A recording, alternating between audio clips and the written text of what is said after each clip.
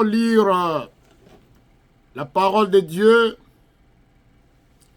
dans le livre de 1 Samuel, chapitre 15, du 1er au 11e verset.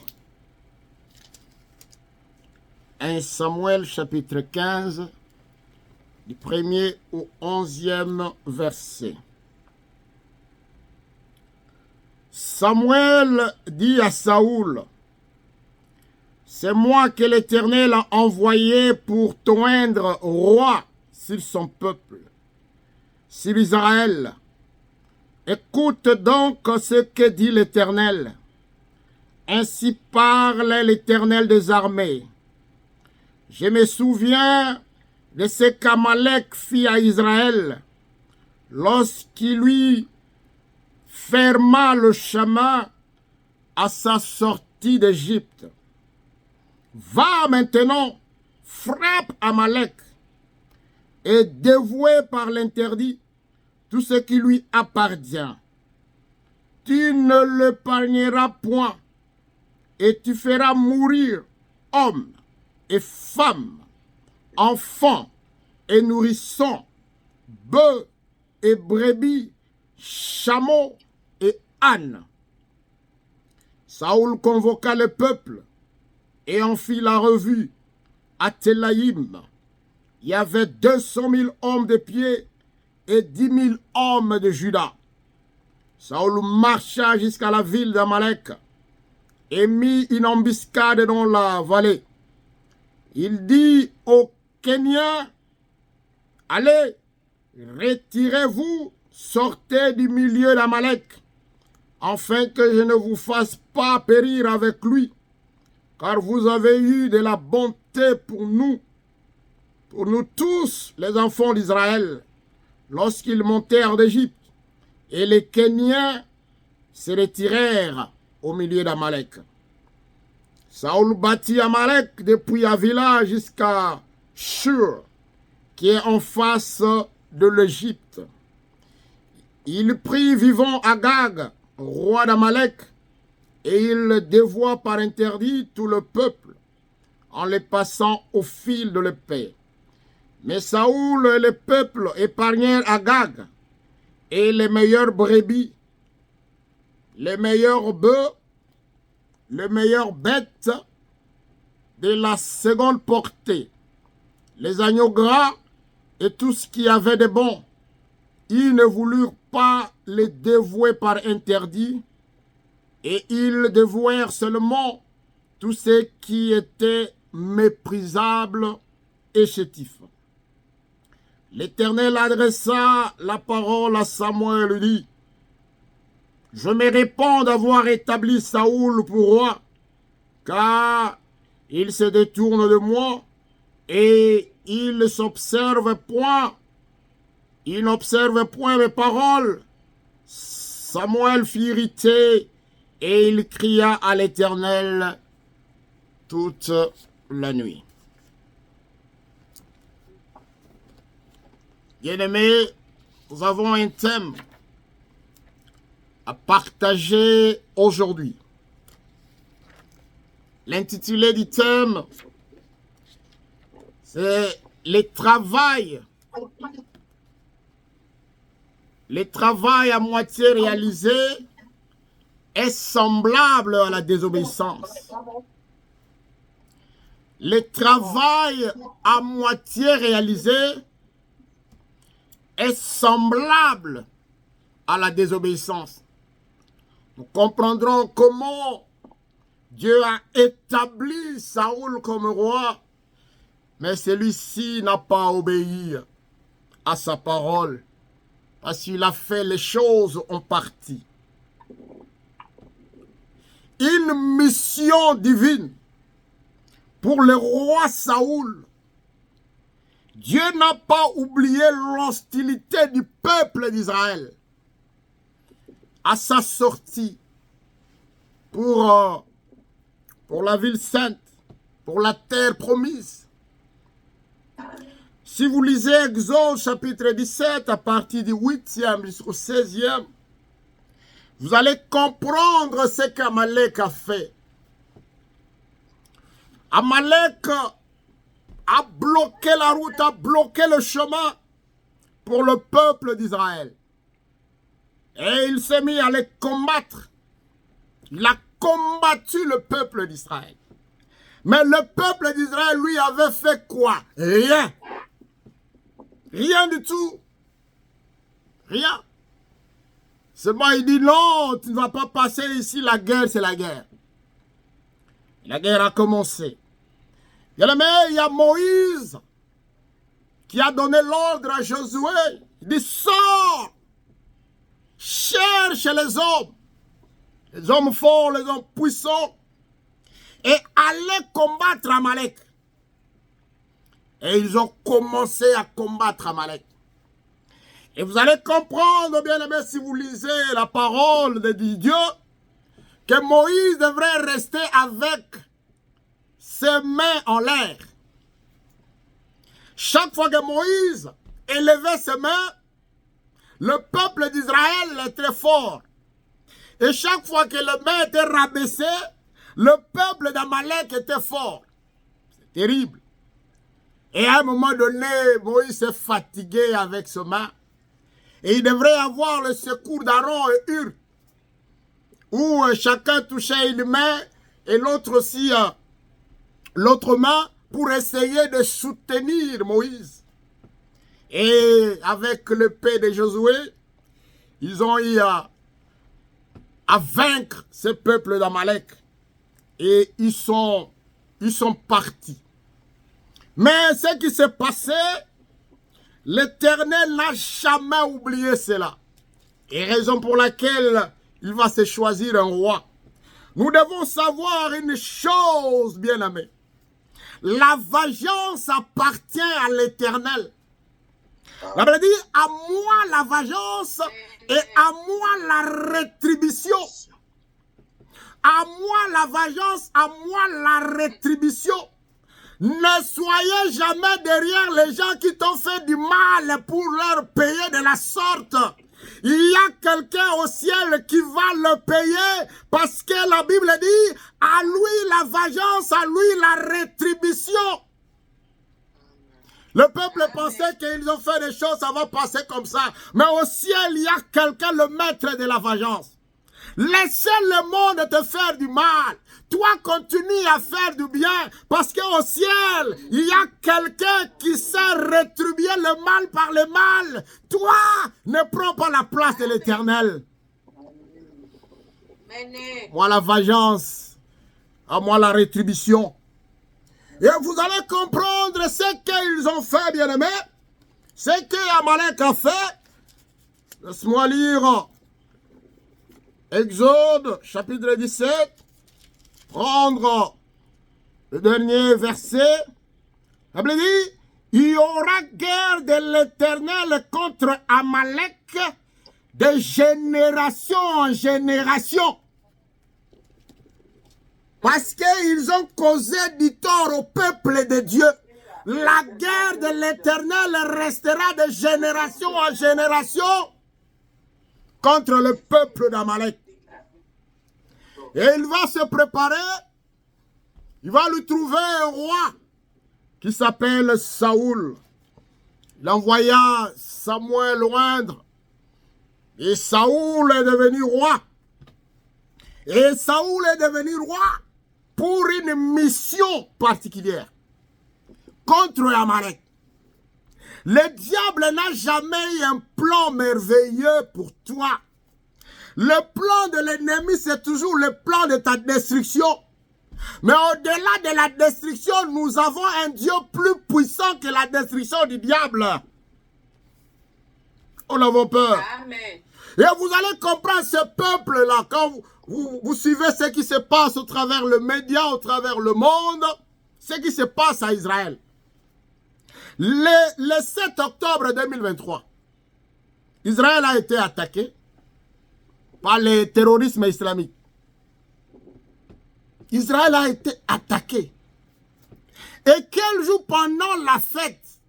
Donc ils ne savaient rien, ils sont dans la fête qu'on appelle Sichat Torah. Parce que Torah, c'est le livre le plus saint du judaïsme. C'est la Bible hébraïque. Et cette fête, c'est pour célébrer la fin du cycle annuel de la lecture de ce livre saint qu'on appelle Torah ou la Bible hébraïque. Alors qu'ils étaient là en train de fêter, le diable se préparait contre Israël. Se préparait contre Israël. Bien aimé, le plan de l'ennemi, c'est toujours de faire du mal. Même si tu ne lui as rien fait. Et ils ont attaqué, ils ont agressé, ils ont attaqué Israël. Plus de 1200 morts. En quelques heures seulement. Et vous allez comprendre, ces gens-là venaient d'où? Du Gaza. Et laisse-moi rafraîchir votre mémoire. C'est ce peuple-là de Gaza-là qu'on appelait l'autre fois les Philistins. C'est là où Goliath est sorti pour venir combattre Israël. Donc cette guerre, c'est une guerre de génération. C'est ce peuple-là où est sorti Goliath. Et jusqu'à aujourd'hui, ils ont toujours des rancines. Non, pour eux, le combat est toujours combat. On ne va pas prendre fin. Et là, l'image que nous devons avoir, nous, en tant que chrétiens, le diable ne te laissera jamais en paix. Mais toi, tu dois toujours te préparer. Toujours te préparer, être ensemble avec ton Dieu, être toujours dans la présence du Saint-Esprit, parce que le combat est toujours là et le combat est perpétuel. Alors Dieu donne une mission. Il donne une mission à Saoul.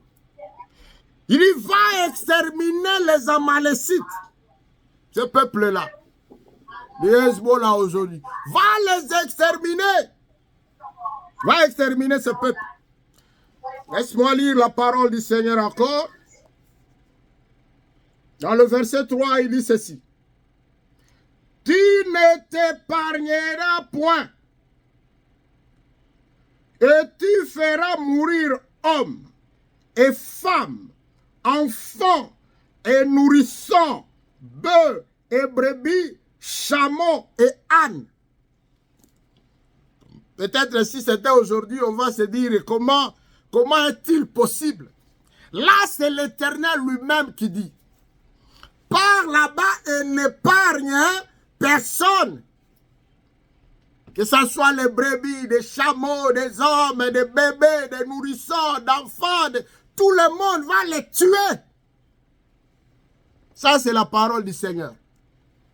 Parce qu'il connaît ce peuple. Le peuple pécheur. Va les tuer. Et alors, Saoul s'est levé. Il a pris son armée. Alors, il nous parle de 200 000 hommes de pied. Et 10 000 de Juda. Ils sont descendus là-bas pour la guerre. Quand ils sont arrivés là-bas, ils ont commencé à tuer. Et l'Éternel les regardait. Et d'abord, avant de commencer le combat, bien aimé, il y avait des Kenyans qui étaient associés avec les Amalécites. Et Saoul dit, non. Vous, les Kenyans, vous devez quitter, il faut partir. Parce que vous nous avez bien traités. Nous ne voulons pas que vous puissiez périr avec ce peuple, avec ces Amalécites. Et le peuple kenyan, pour encore te rafraîchir un peu, c'est là où Moïse avait pris femme. C'est-à-dire que la fille de Jéthro était kenyan. Il fit le prêtre Madian. Il était kenyan. C'est-à-dire eux, ils bénissaient le peuple d'Israël.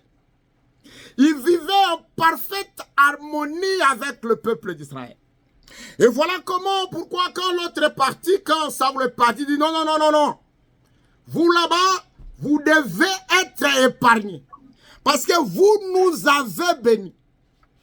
Chaque fois vous nous soutenez. Nous ne voulons pas que vous puissiez mourir avec ce peuple. Bien aimé, la Bible dit ceci. Dans Genèse chapitre 12, verset 13. Je bénirai ceux qui te béniront et je maudirai ceux qui te maudiront. Amen. Je bénirai ceux qui te béniront et je maudirai ceux qui te maudiront. La parole du Seigneur à Abraham. Bien-aimé, Abraham c'est le père des nations. Et tu es du nom.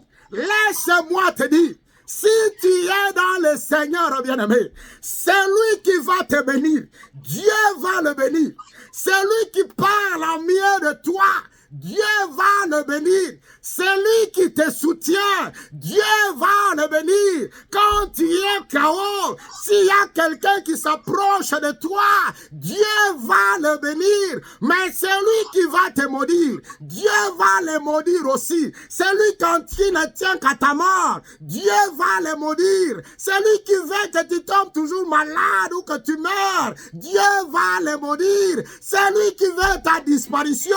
Dieu va le maudire. C'est la parole de l'Éternel. Si tu es dans le Seigneur, si tu es dans Jésus-Christ, l'Éternel te protège. Laisse-moi te dire une chose. Quand un enfant de Dieu est en train de marcher, derrière lui, il y a deux cortèges. Il y a un cortège de bénédiction et il y a un cortège de malédiction. Ceux qui vont te bénir, Dieu va leur bénir. Ceux qui vont te maudire, Dieu va leur maudire. Amen. Éternel, le Dieu de gloire, le Dieu puissant, ça c'est sa parole. Il dit, vous nous avez bénis. On n'a pas intérêt à vous tuer. On n'a pas intérêt à vous tuer. Bien-aimé, si tu es dans le Seigneur, la main de l'Éternel est sur toi.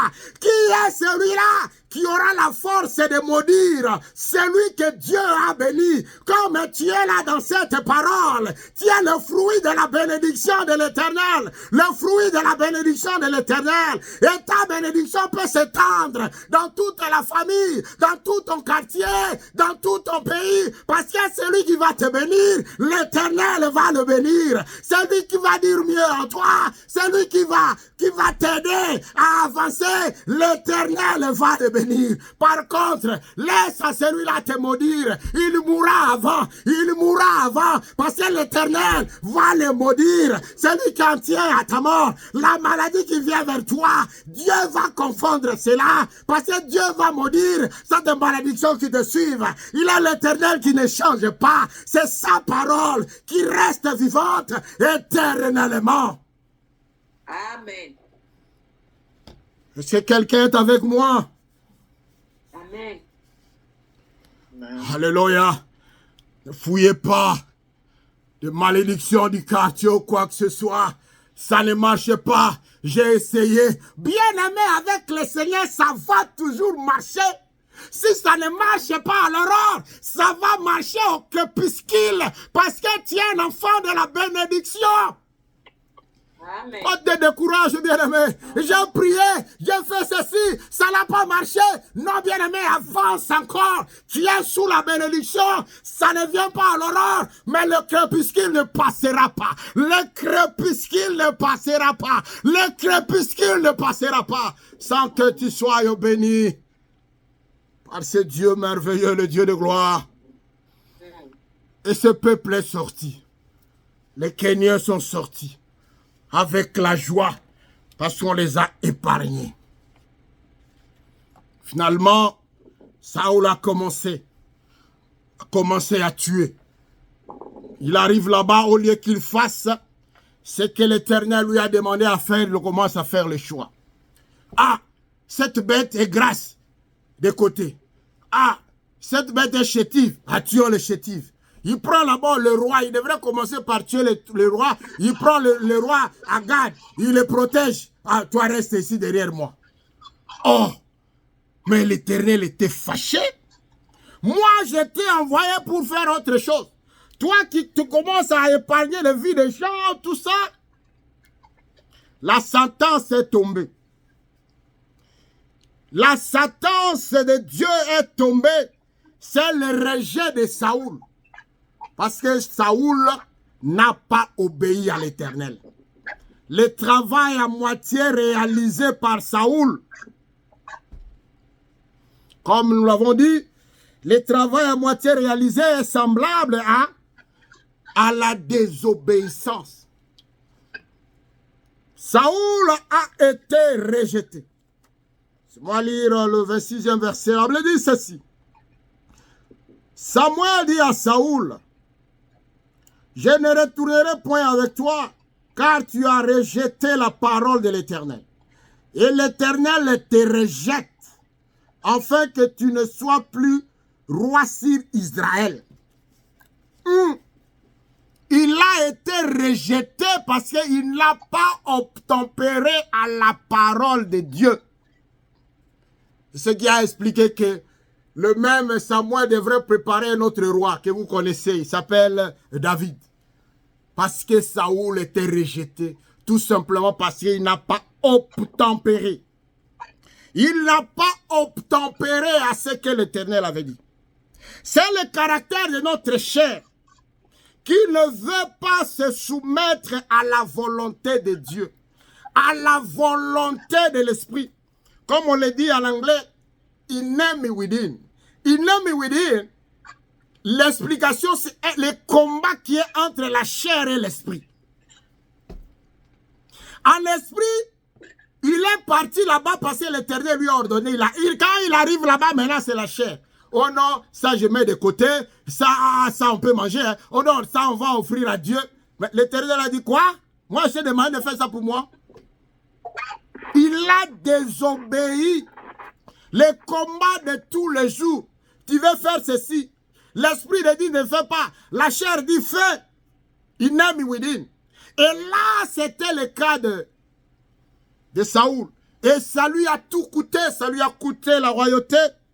Parce que l'Éternel l'avait rejeté. Il n'a pas fait le travail comme l'Éternel lui-même avait demandé. Il a refusé d'obéir à la parole de Dieu. Bien-aimé, chaque jour, Dieu, notre Seigneur, nous donne une mission, nous confie une mission. Tâchons de l'achever en nous offrant nous-mêmes comme sacrifice vivant par notre obéissance complète. Tu es là, tu as une mission peut-être d'évangéliser, tu ne le fais pas. Une mission de chanter, tu le fais à moitié, il faut qu'on vienne te supplier. Une mission de prêcher, tu n'es pas là. Une mission même d'apporter ta sagesse dans l'église, tu n'es pas là. Mais toi, tu es où? Dieu t'a donné une tâche. Chacun de nous a une mission particulière. Mais si tu ne fais pas ta mission, tu seras rejeté par l'Éternel des armées. Tu connais de quoi tu es capable. Tu connais ce que l'Éternel a mis en toi. Mais tu ne le fais pas. Tu seras rejeté, bien-aimé. Chacun de nous a une mission. Avance et ne recule pas.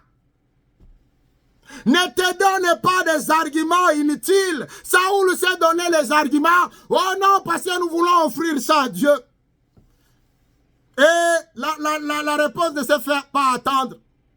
Samuel a dit ceci. L'Éternel n'a pas demandé tout ça. L'Éternel n'a pas demandé tout ça. Pour lui, c'est la vengeance. Mais comment toi, tu peux faire des choses pareilles? Et la suite, c'était le rejet.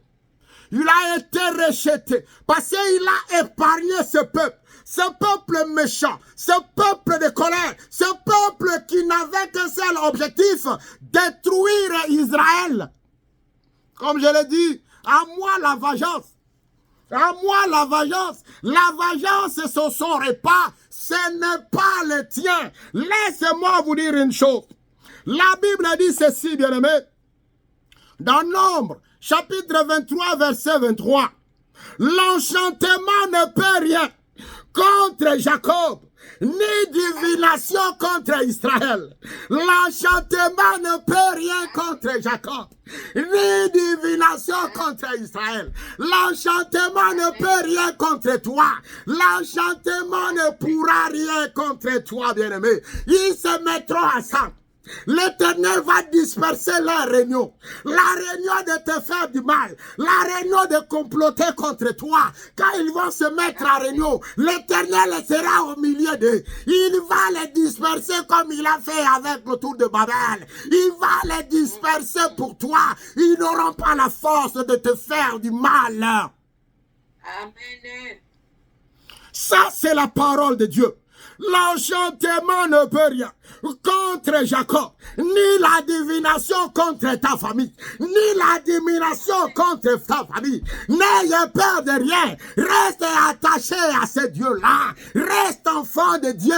Ne désobéis pas à l'Éternel. L'enchantement ne fera rien contre toi. La divination ne portera pas, ne viendra pas devant ta porte, devant la porte de ta famille, parce que l'Éternel, le roi d'Israël, il est vivant. Le chef de l'église que j'appelle Jésus-Christ est vivant. Il est en train de te protéger. Il sécurise ta vie. Le mal ne va pas t'arriver. Le mal ne va pas t'atteindre. Ne crains rien. Jésus. Amen. À moitié fait, le travail est fait à moitié. Une pensée que, à lui-même, il a oublié qu'il a déshonoré à Dieu. Si tu déshonores à Dieu, bien-aimé, il y a le rejet. L'Éternel trouve toujours quelqu'un pour achever l'œuvre. L'Éternel trouve toujours quelqu'un pour achever l'œuvre. Il trouve toujours quelqu'un pour achever l'œuvre. Laissez-moi vous dire, il a donné la mission à Saoul. Il a donné la mission à Saoul. Saoul a fait des choses en partie. Il a fait des choses à moitié. Il continuait à garder le roi là. Le roi d'Amalek qui s'appelait Agag. Samuel arrive là-bas. Il dit, on t'a envoyé là-bas. J'entends le gémissement de bœuf ici. Qu'est-ce qui se passe? J'entends le bêlement de brebis ici. Qu'est-ce qui se passe? Ça, on n'avait pas de bonnes réponses à donner.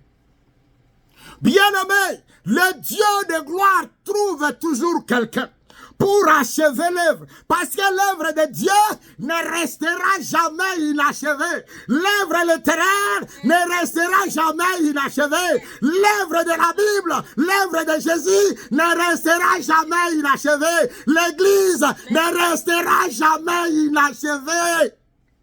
Amen, amen. L'œuvre, bien-aimée, l'œuvre de l'Éternel ne restera jamais inachevée. Samuel, qui a donné le message n'est pas passé. Samuel vient lui-même. Il appelle le roi d'Agag. Il dit, viens ici. Le roi sortait là-bas. Il sortait là-bas. Il pensait que oh, ici c'est bien. Je suis déjà en parfaite harmonie avec le roi Saoul. Les choses vont bien. C'est maintenant le prophète, c'est maintenant Samuel qui va prendre l'épée, qui va tuer le roi. Parce que le travail devrait être achevé. Nous n'avons pas le Dieu des œuvres inachevées. Quand il entre dans ta vie, il va achever ce qu'il a commencé. Il va achever ce qu'il a commencé. Il va achever. Il ne va pas te laisser éternellement étudiant. Tu vas terminer l'université. Il ne te laissera pas en train de trembler. Il va arrêter avec toi jusqu'au bout. Amen. S'il y avait quelqu'un qui t'aidait, il n'arrive plus à t'aider. Il n'y a pas de problème. Lui, c'est l'a rejeté. Mais l'Éternel trouvera quelqu'un d'autre qui viendra dans ta vie pour t'aider. Amen. Amen. Oh, bien-aimé. Il le trouvera. Toi-même, là, tu représentes l'œuvre. L'œuvre de l'Éternel. Et cette œuvre ne restera jamais inachevée. Cette œuvre ne restera jamais inachevée. Ça ne restera jamais inachevé. Amen. Quelqu'un a fui. Il a fui. Il a fui le message. Il est parti. Il a fait autre chose. l'Éternel trouve toujours quelqu'un. Il trouve toujours quelqu'un pour achever l'œuvre. Il trouve toujours quelqu'un pour achever l'œuvre. Il a trouvé encore Samuel. Samuel a tué le roi. Pour ta situation, pour ton problème, il trouvera toujours quelqu'un qui va t'aider. Si ça ne marche pas, il trouvera quelqu'un parce que l'œuvre doit être achevée. L'œuvre devra être achevée. Jésus-Christ ne pouvait pas s'arrêter quelque part. Il devrait aller jusqu'au bout, jusqu'à la mort à la croix. Parce que l'œuvre devrait être achevée. Pour ta vie, l'œuvre devrait être achevée. Amen. N'avons pas Dieu, le Dieu des choses ou des œuvres inachevées. Non, mais c'est lui qui déshonore. Tu es dans l'église, tu as fui l'église, tu as fui de te connecter. Tu n'es même plus là, tu es parti. Tu es parti, laisse-moi te dire, l'Éternel peut te rejeter, mais il y trouvera quelqu'un. Il peut te rejeter, mais il y trouvera quelqu'un. Parce que c'est son œuvre. Sa parole doit être évangélisée. Sa parole doit être prêchée. L'Éternel trouvera quelqu'un. Mais si toi tu es là, ne démissionne pas. Peu importe ce que tu vois, l'Éternel sera avec toi. Sa main sera sur toi. Sa main va t'accompagner. Bien-aimé, ceux qui te rejettent, laisse-les partir. Ils reviendront à genoux. Là, ils vont partir. Ça ne va pas marcher. Ils vont casser des cicères contre toi. Ça ne marchera pas. Ils reviendront à genoux. Ils reviendront à genoux. Alléluia, alléluia. Alléluia, alléluia, alléluia, alléluia, alléluia, alléluia. Ils reviendront à genoux. Bien-aimé, quand la sanction est tombée, Saoul est inconsolable. Oh, viens, Samuel, parle Berthe à son Dieu. La Bible dit, bien aimé, si vous lisez même tous les chapitres, vous allez comprendre. Samuel est en train de partir, mais Saoul a suivi jusqu'à tenir le pan. Donc l'habit que portait Samuel, l'habit s'est déchiré. L'habit s'est déchiré. Mais Samuel a dit ceci. Ça reste comme ça parce que tu as désobéi à Dieu. Ils reviendront à genoux. Laisse-les partir. Ils reviendront à genoux. Ils comprendront que tu as un Dieu. Ils comprendront que tu as un Dieu. Et là, tu régneras. Tu régneras, maître. Laisse-les. Pourquoi à tout moment, c'est mal de supplier, de supplier, de supplier. Tu supplies quoi? Laisse-les partir. Ils reviendront à genoux parce que l'Éternel agira à ton faveur. Le Dieu de gloire, l'Éternel des armées, il n'est pas le Dieu des choses inachevées. Il est le Dieu des choses achevées. Ta vie, c'est une architecture. Et l'architecte s'appelle Jésus-Christ. Ta vie, c'est une architecture. L'architecte s'appelle Jésus-Christ. Et c'est lui, l'architecte principal. Ceux qui viendront là, c'est à l'appel du Seigneur. Même s'ils refusent, l'architecte va prendre quelqu'un d'autre. Parce que l'œuvre qu'il a commencée doit mener au bon port, doit aller jusqu'au bout. L'Éternel est avec toi. Ne te dérange pas. Il est avec toi. Il a commencé avec toi. Il va aller avec toi. Peu importe ce qui t'arrive, l'Éternel agira. Il est un Dieu. Il est un Dieu merveilleux. Il n'a pas oublié les hostilités. Il n'a pas oublié, bien-aimé, tout ce que Israël a subi, mais c'est lui-même qui a tenu vengeance. Il est notre Seigneur, il est notre Dieu, il est notre Maître. Il ne change pas. Ce n'est pas aujourd'hui qu'il changera pour toi. Il ne changera pas. Il reste pareil. Il est à ton secours. Il est là à côté de toi pour te guérir, pour te donner ce que tu veux, parce que c'est lui, l'architecte principal. Il ne peut pas chanter sur l'œuvre de l'architecture ne pas terminer. Ce Dieu s'appelle Jésus-Christ. Il est aimable. Il est là pour toi. Il est là pour moi. Et nous le bénissons parce que il ne s'arrête jamais en cours le chemin. Que l'Éternel bénisse cette parole. Amen. Amen. Inclinons-nous.